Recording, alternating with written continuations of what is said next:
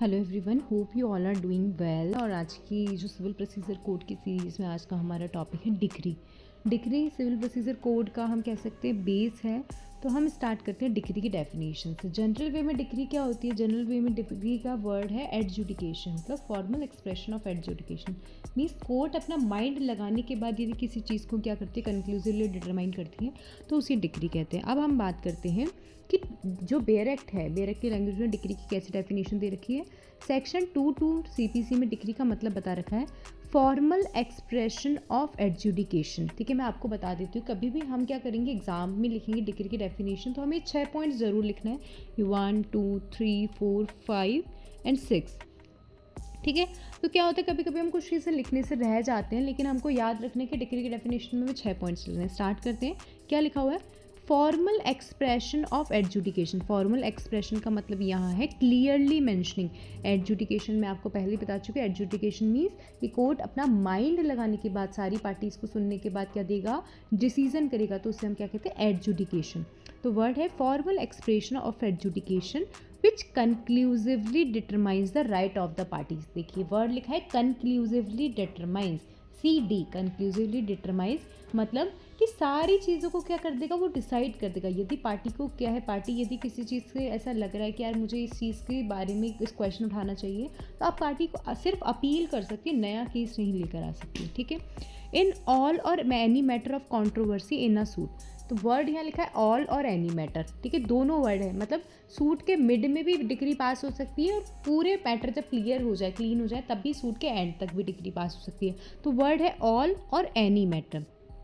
ठीक है, अब आपको मैंने बता दिया कि सूट के मिड में भी डिग्री पास हो सकती है, तो क्या होगा? 4th पॉइंट लिखा है it could be preliminary and it could be final. ठीक है, डिग्री दोनों तरीके की हो सकती है, डिग्री हो सकती है preliminary and it could be final.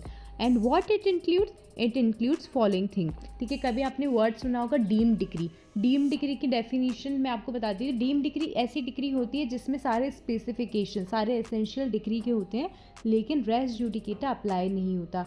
कभी रेस जुडिकेटा की जब भी पॉइंट की बात आएगी, तो मैं इस पर ज़रूर एक वीडियो बनाऊंगी कि रेस जुडिकेटा क्या होता है, कैसे इसके अंदर एक्सप्लेनेशन दे रखी है। ठीक है, तो क्या दे रखा है कि it includes following thing, rejection of plane.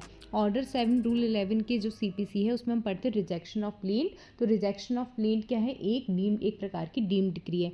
And restitution का जो ऑर्डर है under section 144 of civil procedure code, ये भी क्या है, ये भी डिग्री माना जाता है, एक प्रकार की डीम डिग्री। तो इट इंक्लूड्स फॉलोइंग, क्या डिग्री इंक्लूड्स करती है?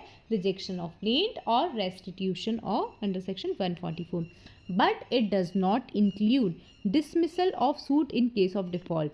ठीक है, क्या वर्ड लिखा है? Dismissal of suit in case of default. क्यों नहीं इसको डिग्री में इंक्लूड किया गया?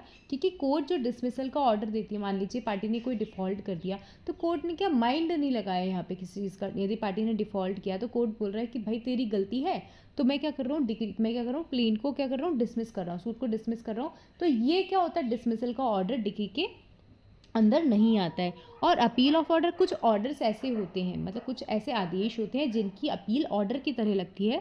तो इस जो स्पेसिफिकली मेंशन है सेक्शन 104 to 106 एंड ऑर्डर 43 में, ये पर्टिकुलर इन्हीं ऑर्डर की अपील लगती है। तो ये क्या है, ये डिग्री की डेफिनेशन में नहीं आता है। आई होप आपको डिग्री की डेफिनेशन समझ में आ गई होगी। देखिए मैंने आपको दोबारा रिवाइज करा रही हूँ, क्या होता है डिग्री की डेफिनेशन में। आपको लिखना है 6 पॉइंट।